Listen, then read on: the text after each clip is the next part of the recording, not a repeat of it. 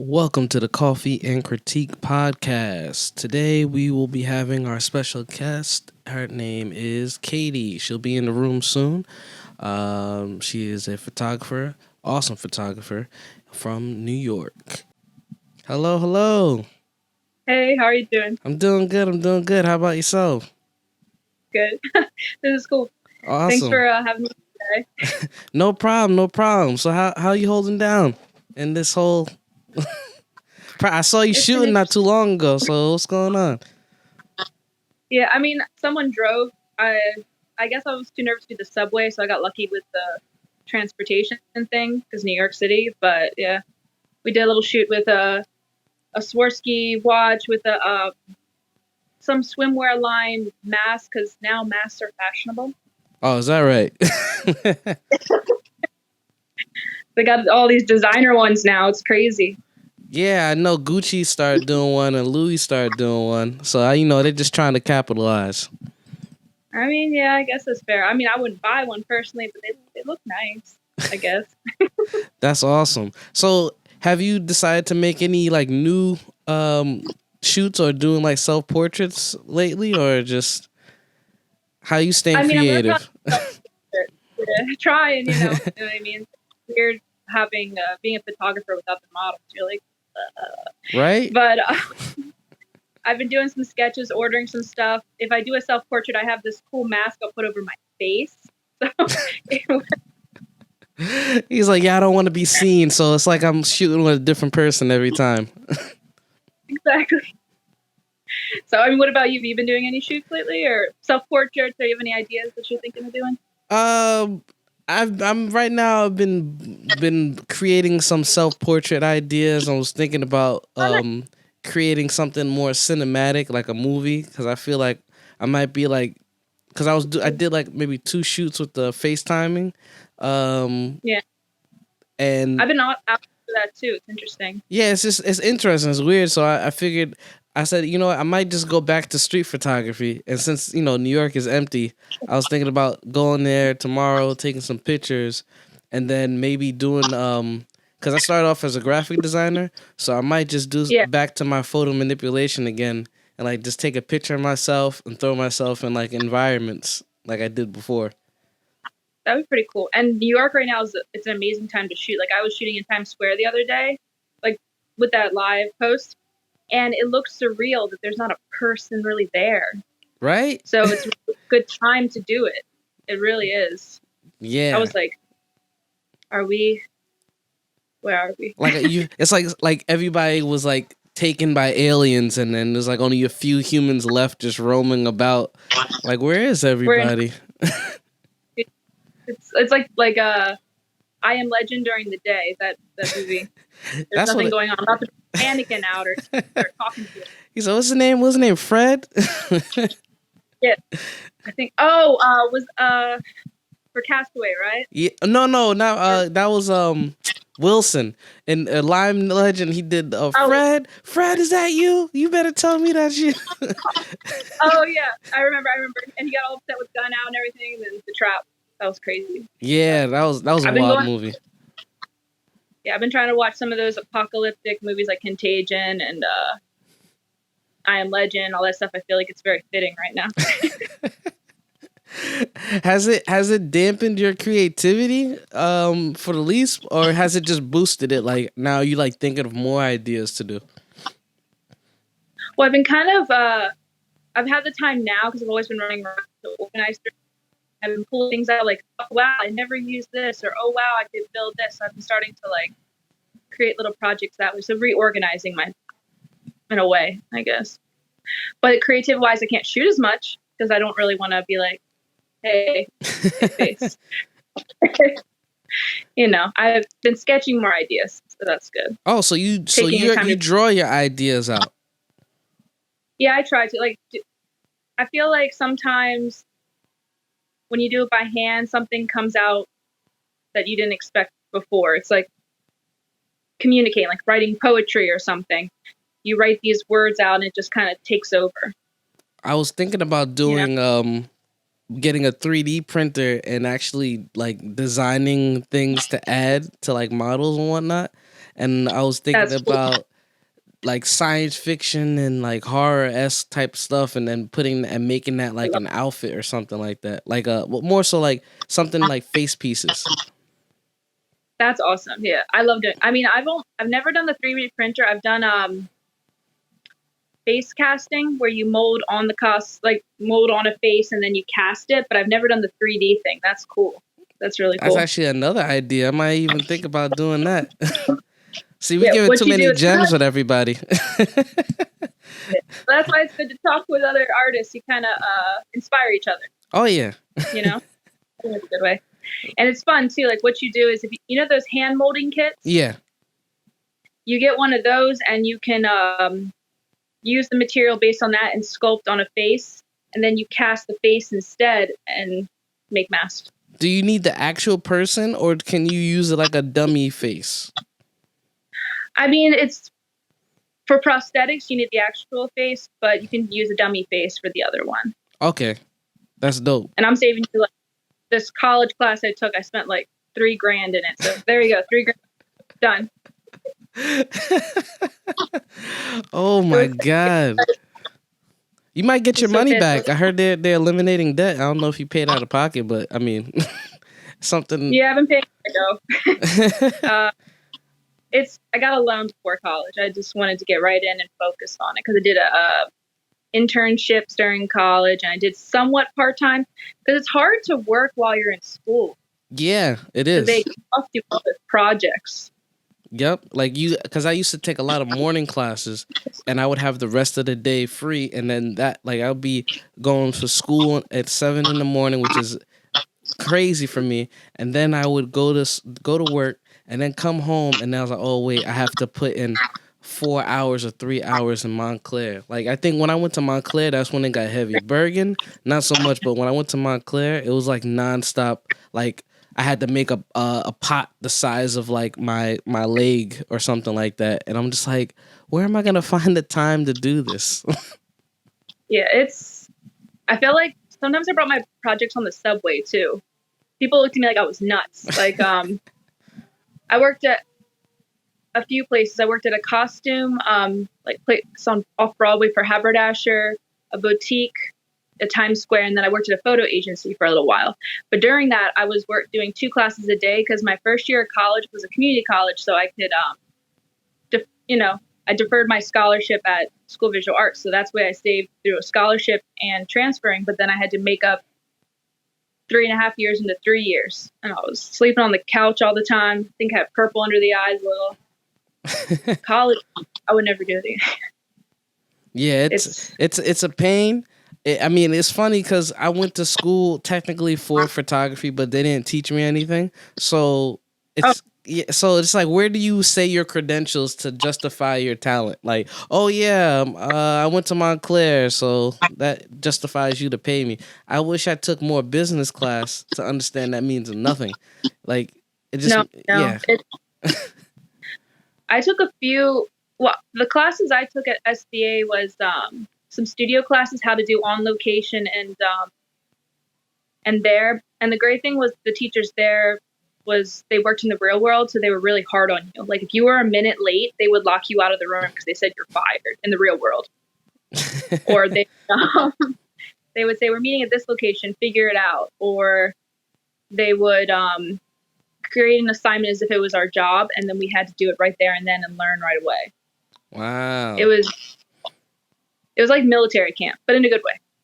That's but it was good. Interesting. Put you in practice. You know what they should do? They should do like a mock wedding. I think they should do that like all the time. They should, because I've assisted some weddings, and I was like, oh man, this is interesting. It's a whole different kind of world. Right? How often do you do it? I've done it once in a while, but I only do it with like another photographer. I will not do that on my own. I did that once. I don't want to do it. Never again. Oh, you did it once? Never again. Right? Never again. They're so, there was one I did on a cruise that was like more chill by myself, but it was because it was such a small wedding. It was like 20 people, but I would never do the whole party like that with the bride being like, shoot there. And you'd be like, I am one person. I actually like those people that tell you what to shoot because, at least they know what they want. You're like, all right, whatever. But the ones that don't say it, that's usually the thing of like, hey, let's let's shoot this and this and that and third, and then they're hard to find, and you're like, That's, where you at? And then sometimes you have to look at your time and look at them because the longer the day goes, the more they drink, and then you're like, I gotta get as fair. many good pictures as possible before they hit that point. That's true. And they're like, do you want to drink? And you're like, oh, No. no. I already feel like I have to have 2 cameras right now and go like this. You think I could do that sober? They think we're like magicians. Like that's what I keep telling people. They're like, how do you get these amazing shots? I'll be like, I'm a magician. Like this is all magic. Just understand that. Like, and they're like, oh, okay, cool. Yeah. A little bit of power. Yeah. I mean, I have a team of people that make it a lot easier. Before, for a little while, I was like doing the makeup sometimes and styling it and set, and just felt like I had to be like a little octopus. But having like a set designer and a makeup artist with you makes it so much easier. But then sometimes they won't budget for it either, which sucks. Yeah, that is pain. Do you mostly fund your own projects? For my personal projects, yes. For the other ones, it all depends. Some people like the look that I have, and they'll say, "Hey, I want to shoot this for my jewelry line," or "Hey, I want to I don't know, reflect this in my character shots," or "I have an idea for this for a fashion line," or it'll just be like word of mouth, or they'll like my style for a certain thing. Okay, because I see yours is very like editorial and like what's the word? Like very fantasy, like it's out of this world. Yeah, very fluttery. So what's the inspiration behind that? It all starts. So I used to paint and draw beforehand, and then that was very fantasy based. I used to do the Grimm brother version back in high school, and then I switched it to where I started building stuff for the photos, and I got more preoccupied with that, and it just kind of formed into that. And then when I moved here into New York, there wasn't any woods backgrounds to form it. So then I started creating my own worlds because I started missing home. Where are you from? I'm from Maryland, it's on the Pennsylvania line, and then a little Louisiana. So sweet. Yeah. But moving to like the middle of the city, I was like, oh my God, there's so many people. Overwhelming, I bet. Yeah. So it felt like therapeutic in a way to kind of create your own little worlds. And then I wanted other people to feel relaxed when they saw my photos, so I created a world for them to escape to. Sweet. I don't know. How about you? What made you do your fantasy sci-fi? I see some of your stuff too. It's pretty epic. Thank you. My stuff really derives from clearly the movies that I've watched, and it's mostly science fiction, horror, action. So I legit just cycle around those things, and then people are like, yo, your stuff is so dark and edgy.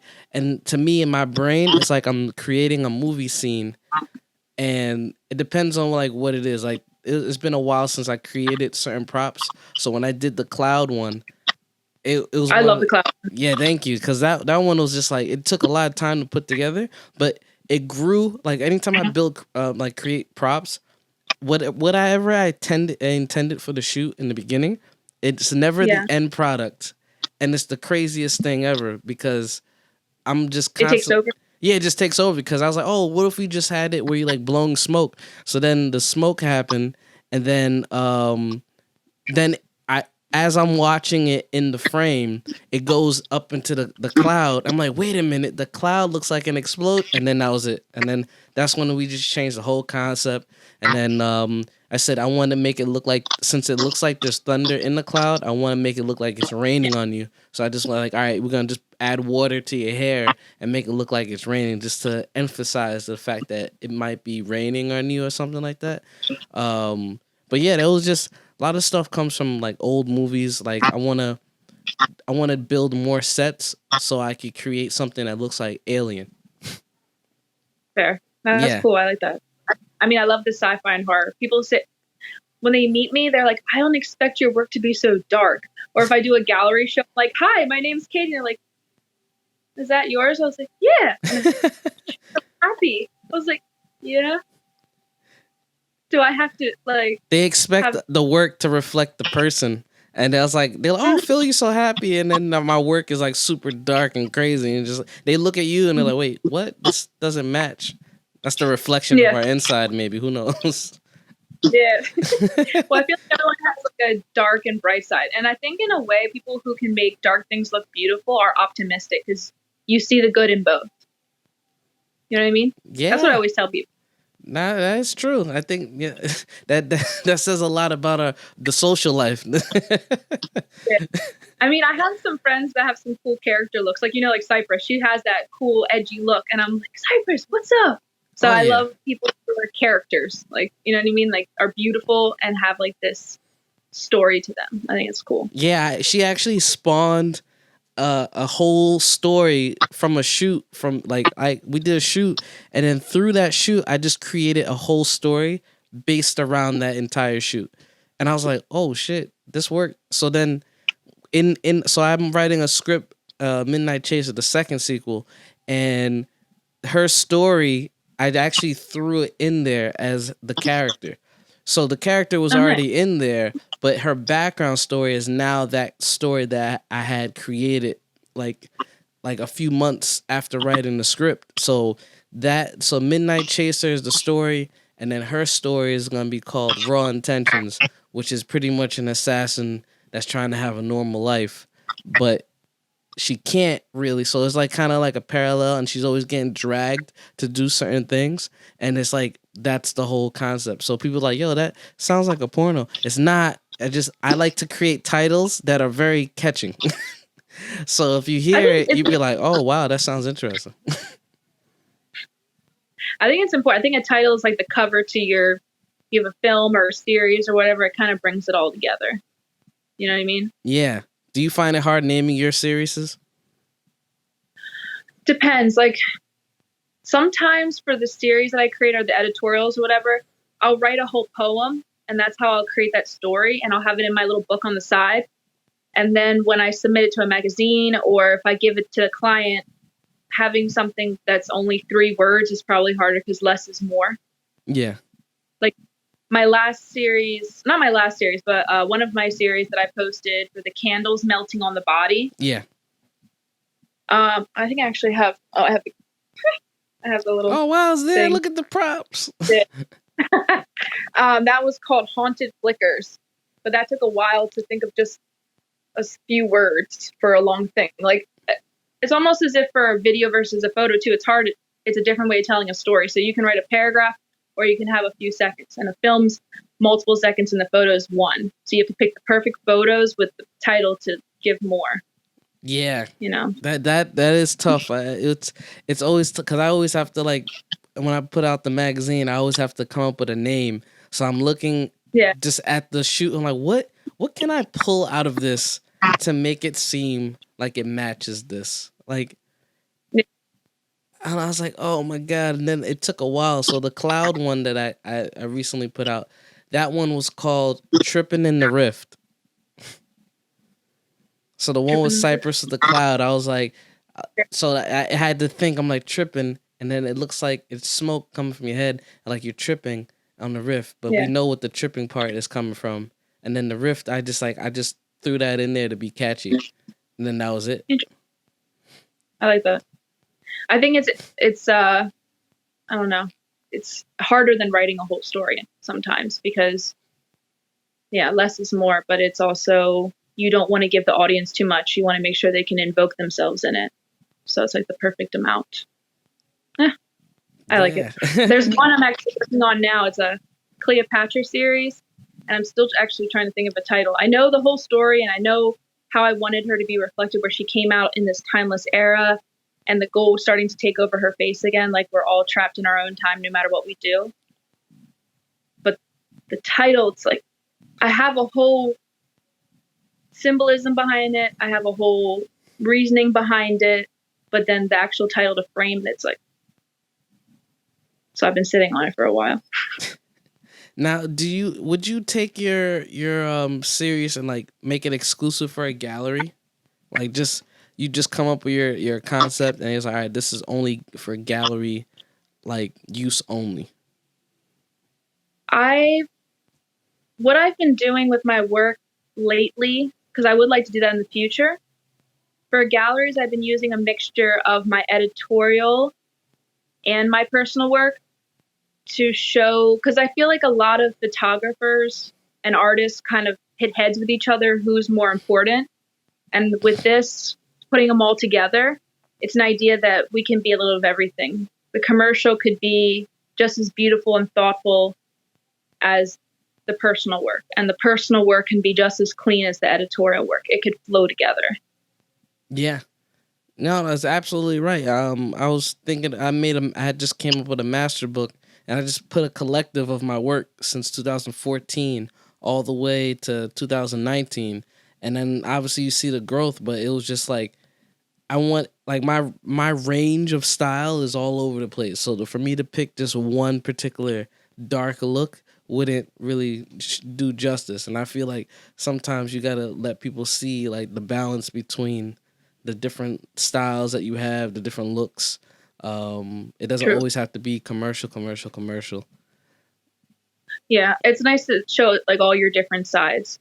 And I feel like every photographer has a way of reflecting that, which is always nice. I feel like for a gallery show, I mean, I've done it a few times. I'll get my metal prints and I'll build on top of them with the materials that were already in the shoot, and also paint, since I painted before, and paint on top.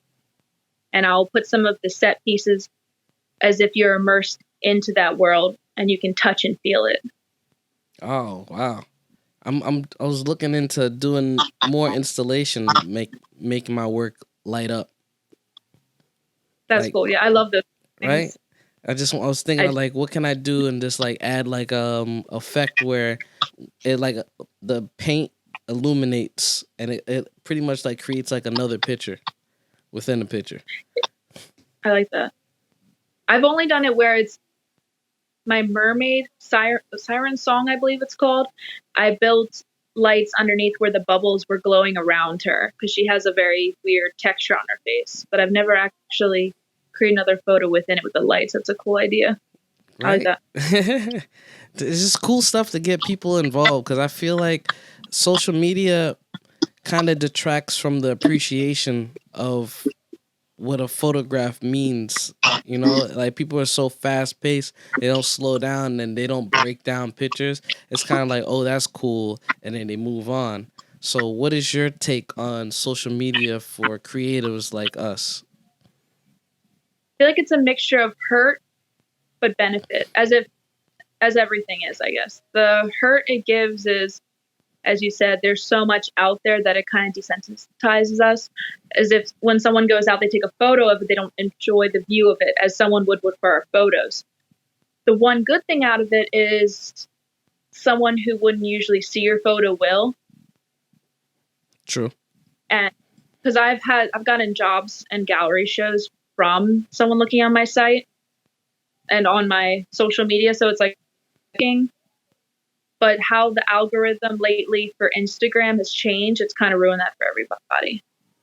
Now, because before everyone had a chance to look at the photos, now it's like if you post this time this often, then you get more views. Do you think that kind of dictates on what you create for, well, just people in general? You think that dictates what people create in order to receive that validation for that picture? It's strange. Yeah, I mean, I try not to get stern by the idea that I got more likes before because people had a chance to see my photos, and some of my clients are like, "Are you posting anymore?" I'm like, "Yes, I am. Go to my wall." But I also know that the client that I made it for is happy, so I can't be too. I'd rather the client be happy than someone viewing how many likes I got. Like, oh, I got 1,000 likes, or oh, I got a bazillion likes, but my client's not happy. Oh, there goes my job. Ah, got it. Have you ever? But What was I gonna say? Have you ever created something that you didn't think that Instagram would like because they would take things down? Like do you think that the censorship is a little too, I don't know, biased in terms of, because it's mostly catered towards the sexuality of the body of a woman essentially, but I feel like there's certain posts that stay up for certain, I guess, high verified standing people than it does for an actual creative, which it gets taken off quick. I mean, I haven't posted any nudes because I'm always worried that it'll be taken down, to be honest with you. And most of the models that I've worked with don't really want them up, but a majority of my photos have a lot of costuming. So there's not a lot. There's suggestive nudes I have, but I feel like there is a lot of censorship, which is a shame for those who do shoot that more their style. If the model's comfortable and the photographer's comfortable and the followers know that it's tasteful and it's already a photo, then why is it being taken down? What harm is it giving? If you don't like the photos, don't follow that person. Right. It's like people are always getting each other's business or commenting horribly on other people's walls. Why are you commenting? Why are you wasting that hateful energy? Just unfollow them if you don't like it. Exactly. It's, oh, that's not fair, or take it down. It's just like, I feel like there needs to be more of a what's the word? They need to look into it a little deeper instead of just making a suggestion like, oh, the algorithm shows that this woman has her chest out or some BS like that, and then it like scans the image and then it's like, oh, that's a no-go. But yeah, like a male can be shirtless. Like I feel like there's always that Yeah, the comments. Yeah, I think it's like some have ruined it for others. Like there's those, I see the fans only thing. There are there are those pictures that are probably fans only kind of photos, as they call it. I just learned what that meant. But then there's the ones that are more artsy, and that's what you learned in a class too. Like, what is the fine line between something that's art and something that's display? Display. You know? Yeah, it's tough because it's all subjective. Yeah. It's hard. Yeah. It really so it's just like, how does one create art in a unsubject, like, how do you create art freely and try to share with the world if the subjective response has like a limit on your creativity? Yeah. I mean, the only place that I like to really post that kind of stuff or don't get scared about it is, you've heard of Caviar, right? No, I haven't. That's new. Caviar with a K. I love that. What it does is it's only artists and art directors and creative people, and they'll post their work. That's the only reason or way you'll get on it. So I art directed this, or I stylized this, or I did makeup for this, or I did photography for this.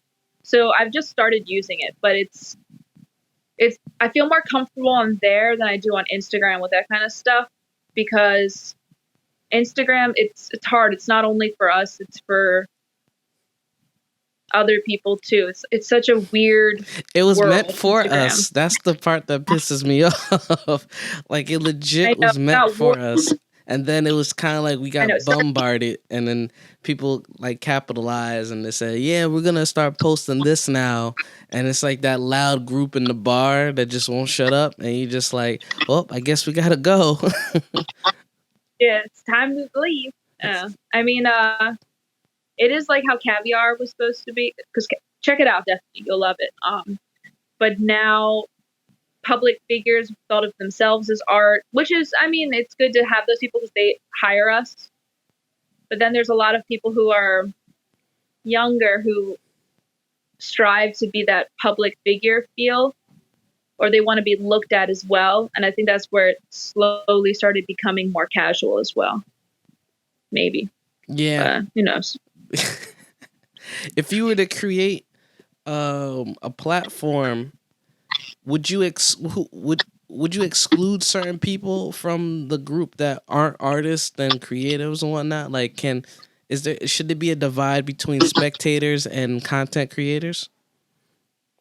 I feel like, you know how much a filing cabinet is, and there's different folders. Yeah. But it's all in the filing cabinet. I feel like that's how it should be. It should be the people who present something and then the people who look at the things. And I feel like they should be algorithm differently. I feel like they should be labeled differently. And so that no one feels left out, because you want those people to see your work, too, because they're the ones that come to your gallery shows. They're the ones who look at the magazine and buy the clothes because you presented it, but you also don't want them to get lost in your view because you're giving them something. Yeah, and it shouldn't. I think honestly, I thought they were gonna do this sooner for Instagram, but they were talking about taking off the likes, and I'm still waiting on that. Yeah, it's interesting. I mean, I wouldn't mind taking out the likes, but I wish they switched the old algorithm to where everyone can see your work, because it's kind of weird for my business. I don't know, same for you. As I said, like clients before have been asking why haven't I been doing work, and I'll be like, go to my page. It's just because it's not going on their feed anymore. Yeah, same It's thing so with strange. me. No, same thing. I have like 10,000 followers, and then only like a few people, like a handful of people, have seen my stuff. And like, oh yeah, I don't see your stuff as often. I'm like, are you kidding me? Like, I don't understand how you have those many people following you. So theoretically, you should essentially get this almost the same amount of followers and likes, the same. But for some weird I feel like reason, it's just like this is all pointless. And if you have a business account, they really push you down the bar, and then they don't promote your stuff. it's so weird. Yeah, I switched to business. I think I'm switching back because the 8 or 9 or whatever I have, I don't even remember. I have to check, but like none of them see it. Like the people who follow you, the point of them following you is to see your stuff. So what's the point of them following you in the first place? Exactly. What's the point of them following you, and why does it matter? So just eliminate the followers if only like 10 people see my stuff, and I have, if your followers don't match the amount of likes and people seeing your stuff, and then people are asking you, especially close friends that are right next to you, Yeah. they're like, "Oh, how come you haven't posted?" I I did. I literally did today, and you haven't seen my stuff. Yeah. And they're not following a lot of people, and those people aren't posting as often. So I think Instagram is they are forcing people to promote their ads, especially the business account, because if you're a business account, they don't want you. They're not gonna have your stuff all willy nilly out there. So they want you to pay to get your stuff promoted.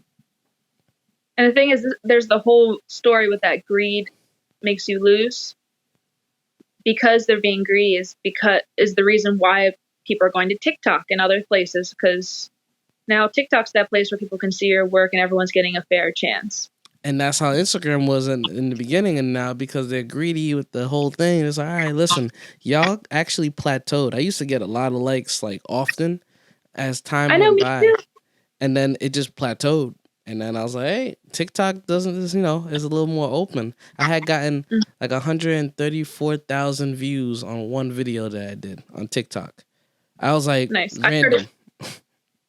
That's good though. I mean, I started TikTok like a week or two ago, and I was like, this is interesting. I wish I did this before. Right? And I'm trying to figure out a better way to do it for my pictures opposed to doing it just for like video. Because I'm not, like, I could create videos and I would make it like more film-esque. But if I wanted to do something on the go, I just want to just post my work and then, just have people see it and, oh, that's dope, and then move on. Yeah. I mean, a lot of photographers, what they're doing, as I did for, I think 4 of them so far, I did behind the scenes, and then I went right to the photos. I did that before, and that actually blew up. I did a lot of, it was a lot of pictures. Yeah. I mean, no, I'm sorry. It was a lot. It was like a video BTS, like of like me doing a music video, and I just did that. And then it seems like BTS videos will probably be like the best thing for me to do, like a little snippet, opposed to doing like pictures and whatnot. I mean, I'll throw in a picture at the end, but I see that's the behind the scenes. How is he doing it? That's been working. Yeah. They like to see the flow of it. Yeah, that's why I've been like going to my old stuff and like, shit, what photo should I do behind the scenes for? Does it work well with this photo? I'm like, oh. I feel like it's almost a presentation all over again. It's crazy. It's been a presentation. I mean, ever since like you when you start, like when Instagram was out, it was like 2012, and I had started Montclair 2011. So then when I graduated, I was still I was on Instagram and whatnot, but it wasn't as heavy. So then I was like, all right, now I have to market myself, not just on Facebook, but on Instagram. And now Instagram was the big thing. So it's just like, you have to like listen in on who is the next big place and to promote your work. Because what I realized, because I teach as well, that middle schoolers boost up your content faster than anybody. So if middle Yeah. schoolers like promote your stuff or they watch your stuff, then they're more likely to share that. And it's like, how do I create shareable content that all ages can enjoy? And that's why that algorithm makes it super difficult to get your stuff seen. So, It's insane. And I remember during school too, they always taught you to drop off your portfolios. Like before the whole social media thing happened, which was great for photographers, but now it's good if you don't live in like next to the magazines because it is quite a trip. Is you'd print out a whole portfolio, you drop it off at the magazine with a bunch of other people who had the portfolios, and at the end of the day, they contact you with your card in the back. I It was remember very that. handmade. Yeah. That went And right out the window. that was kind of cool though, like because you appreciate all your prints. You know what I mean? Yeah. And you got to do the whole presentation. Like I still have a portfolio, and I still have a thing in case like an agency wants to see my work. But I feel, and I even bought a printer right when I graduated college, like the really nice Epson, whatever. Yeah. And I feel like I barely use. Yeah, I got my Epson 1420 printer, large format, and it's been collecting dust for quite some time. Like I printed my own personal work, and I actually brought it to galleries, but that was about it. Like other than that, it's been sitting there for some years before I actually put it to work. So it's just like, it's not that prints aren't good anymore. It's just like They're not as appreciated. it's not. It's definitely not. Well, what's your Instagram account? Actually, not even what's your Instagram account. What is it? How many followers? How many followers do you have? What's your social media presence? Oh, well, this photographer has X amount. Yeah, but my work is like, yeah, but they have a lot of following, so we're gonna go with them. Yeah, It's insane. It's like, sorry, I'm not at the million point. got it. I'm still, not a social influencer. Got it. I mean, I've had, there was a mark. I remember one time I just made it for this one lingerie line I was shooting for. And they're like, you need to at least have 8. And that's back right when I got the 8. And I was like, yes. And I was like, why am I so excited about that? It was like a few months ago, actually. It was interesting. I don't know. Maybe when it switched to TikTok, then it'll go back to appreciating just the work again. Yeah, just take all the people who want to just put their attention towards like quick fast food comedy stuff, and then that'll pull them in. And the people who were the remaining people on Instagram, maybe those are the real ones, and then that's it. Yeah. It'll go back to the way it should have been, but who knows? I mean, we need those people too. That's the thing, because they're the ones. I remember I got a interview at New York Times because I had a portfolio I was bringing out to a bunch of these different art directors. And then I looked over and the art director saw a whole crowd of people with their hands on the window like this, staring at my photos. And because of that reaction is why I got taken into the New York Times to be talked further about a potential future position. But it's only because of people. Yeah. So they're important. I wish that we didn't drown in it. As I said, I wish there was like a final chapter, like, I am this kind of person. You're this kind of person. So let this person be able to see all these people because we're all supposed to make you happy. But maybe they need to create one like that. But I'm not good with that kind of stuff, sadly. But if I could find someone who would make something like that, then I'd be like, you have fun. Yeah. So did you end up getting the position? Well, they've been talking about in the future for some illustration, like what's it called? Illustrator, where they would have photos represent pieces of it. So, but then all this coronavirus stuff happened. So. Yeah, 2020 was supposed to be that year. We didn't expect it to be that year. Yeah, me too. I mean, my year started with I just finally got hired as a staff photographer at the studio in Manhattan and everything. And I was creating rates for them, and then the New York Times thing. And then I finally found my perfect team. And then, Ooh. not today, sir. It was like, oh, you thought, psych. You're like, no, ¿por qué? Yeah. So, whatever. I mean, I've been creating stuff, and I was saving up for a while to buy my own studio too that I could work at, so I could have multiple studios. So I had time to think of titles and how I would design it. Also, the market's gone lower, so that's one thing that's a benefit. So I might buy something during this time. Oh yeah, the market for mostly everything, like camera gear and all types of stuff that I've noticed. I'm just like, I mean, granted, we made homeboy Bezos a trillionaire.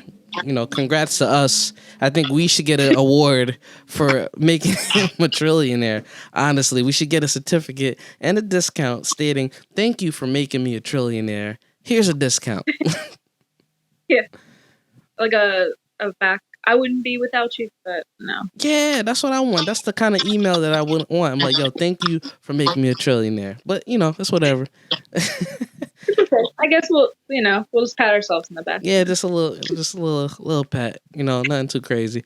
Now I want to know, do you see this ending anytime soon in terms of like really like marketing your work? Because I feel like we're at like a standstill as artists. Like, what can you do? What do you think is best for like other creatives to do to market their work in the meantime? Because some people kind of just like, I don't know when this is gonna end, so I'm just gonna kind of sit here like a potato. So yeah, I mean, at this time, I feel like it's a lot of preparing and then also going through your old work and seeing what you have and recollecting yourself. Because as artists, we're working, like we're always busy, we're always hustling to make the client happy. We never have that moment to just reorganize, reevaluate, and plan.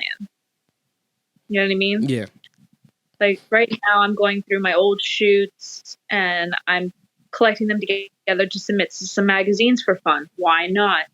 I've been reaching out to people, seeing who I collaborate with the future. And like if I have a client, sometimes I have certain companies sponsored, so it looks good on both ends. It's a double benefit. You know, this is the time to really take advantage of the time that we have and create projects that we never would have had time to think about. exactly. You know, I think and kind of create a check. You know, you said trying to create a what? A little checklist. You know, like talk to this person today.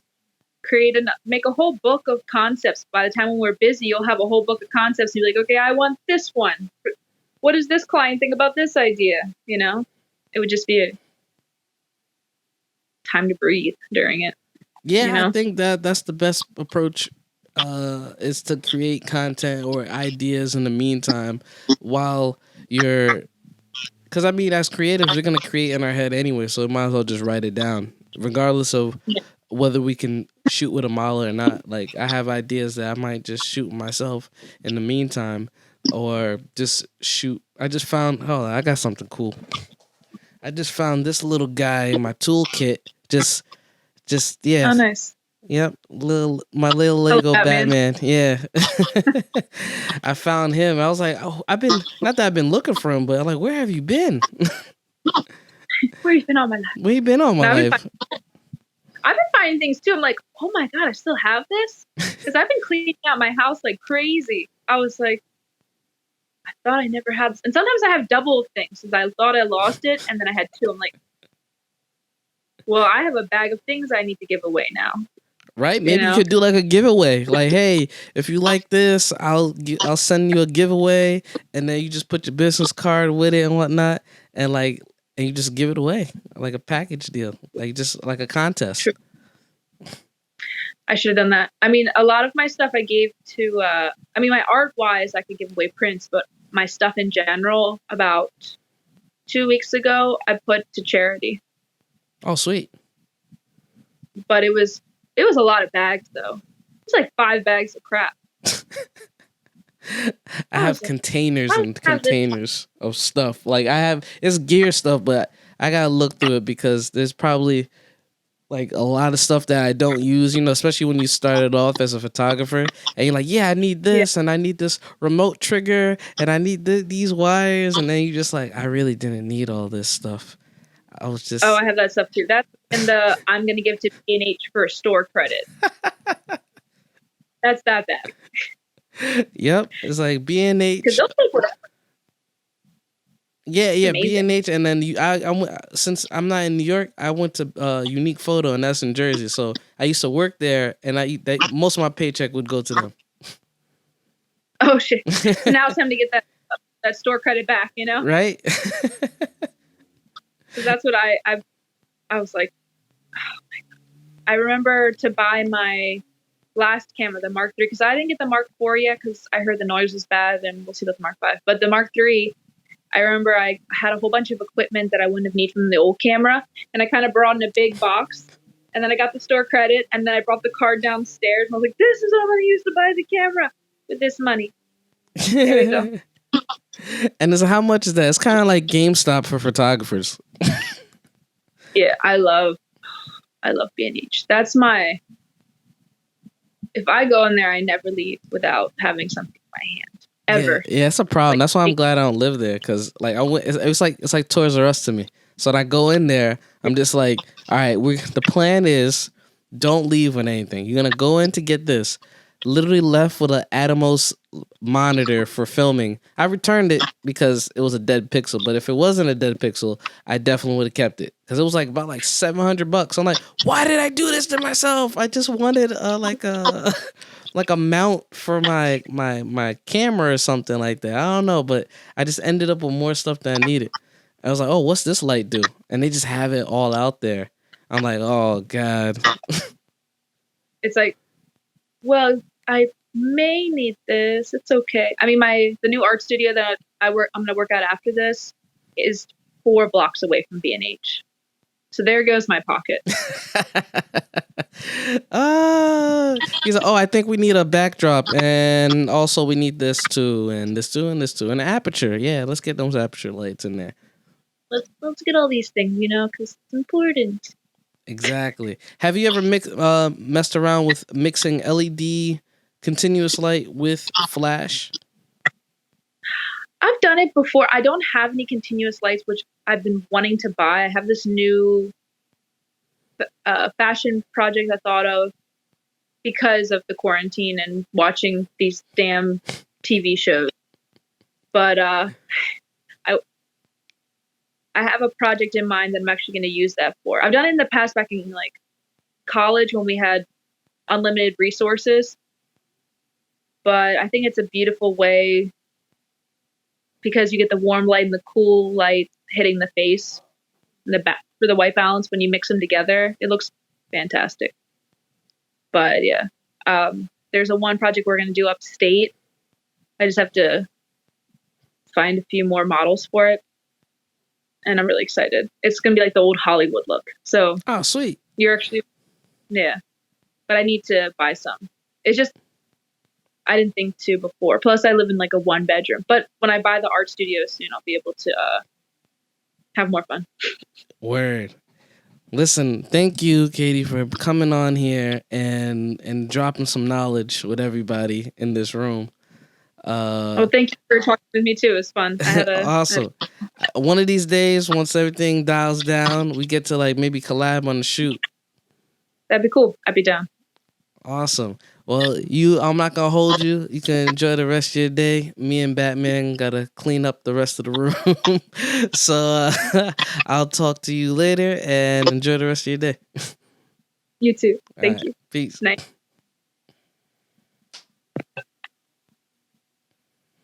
All right, everybody. We had a great interview with Katie, and I'm off.